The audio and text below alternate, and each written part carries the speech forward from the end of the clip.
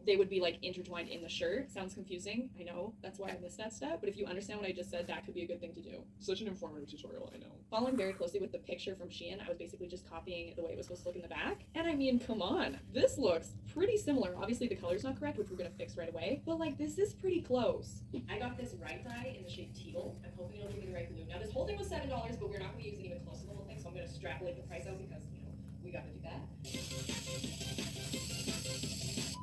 A wet garment. Okay, probably put like 2 tablespoons in. Just drop it all in. Oh my gosh, it's gonna be perfect, love. Look how perfect it's gonna be. I'm just gonna leave it fully submerged for like 20 minutes, and then I'll take it out, rinse it in cold, and then give it a wash. First Shein piece, I would say, is a success. But we'll do the Shein haul later. We have a lot more pieces to make.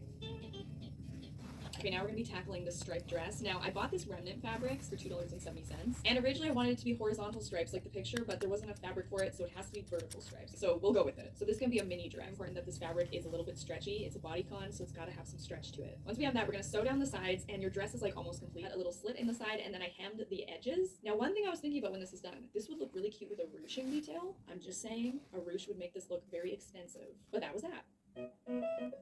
I would say this dress is going to be the most difficult thing to make, but whatever, we're going to do it because I can prove that we can do this. We don't need Shein. So first, I got super lucky finding this fabric. I got it from Fabricland, and it was $4 a meter, and I only needed a meter to make this dress, so $4. Making the skirt is going to be super easy. There's like no ruffles, no nothing, so you basically just trace the skirt, sew it up. Now the top. I had absolutely no idea how to do this, and I've never done anything like this before, but just because you haven't done something before doesn't mean you can't do it, so we were going to try. So I grabbed my mannequin, I just started hand ruching it up until it was like a halter top design, relying heavily on looking back at the product photo until it looked similar. Once I had that, I basically pinned it all together in the ruches and then sewed it through the sewing machine and then cut a string for the neck. I decided to make this piece really long so that we could have a cute long bow in the back. To attach the top to the skirt, you basically lay it good side to good side, and then you can decide how short you want it or how long you want the torso to be. And this is something I want to say to people who maybe have trouble shopping for their body. Sewing is a great way to work around that because if you have a long torso, you can just make your shirt longer. You don't have to rely on general sizing. You can make things custom to fit you perfectly. And I was shocked, confused, and excited with how this turned out.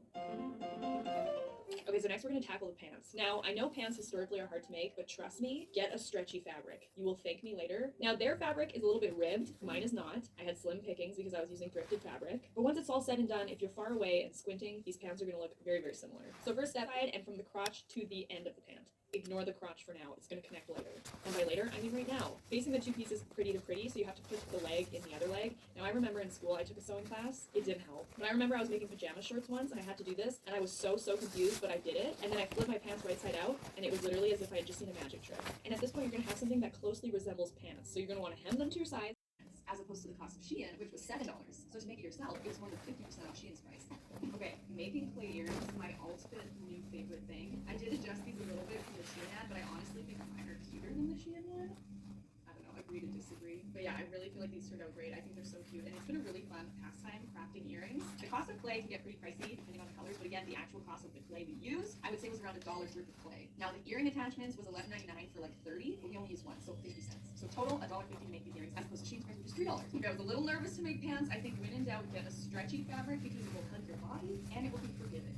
I really like these brown flared pants. I think I could have made them a teensy bit longer. They're very like dance pant. I don't know why when I look at them I feel like Dancing with the Stars pant. I don't know why. They're just like a capri. But I will 100%